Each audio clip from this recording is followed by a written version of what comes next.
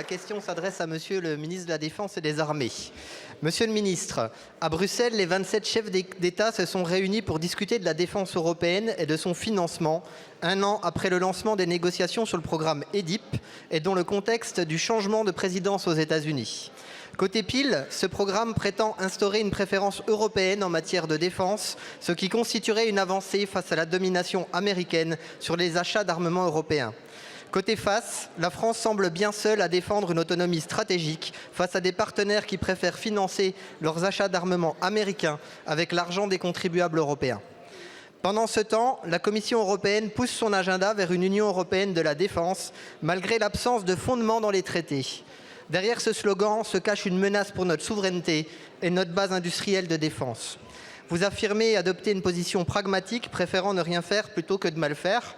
Pourtant, accepter qu'un tiers des composants d'un projet européen proviennent des États-Unis, au risque de compromettre nos exportations, n'est-ce pas un nouveau renoncement ?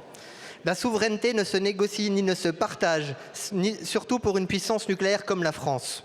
Il y a 70 ans, la France de Gaulle a su dire non à la communauté européenne de défense.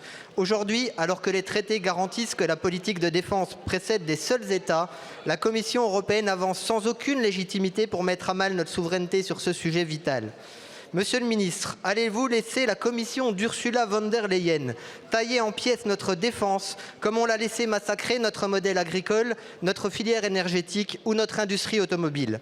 Allons-nous laisser le fruit de décennies d'investissement de l'État dans sa défense être dissous dans un marché mou européen à domination américaine ? Saurez-vous imposer la préférence européenne en matière d'achat d'armement, ce qui nous garantira notre indépendance d'approvisionnement et notre souveraineté d'utilisation de nos systèmes d'armes ? Je vous remercie. Merci.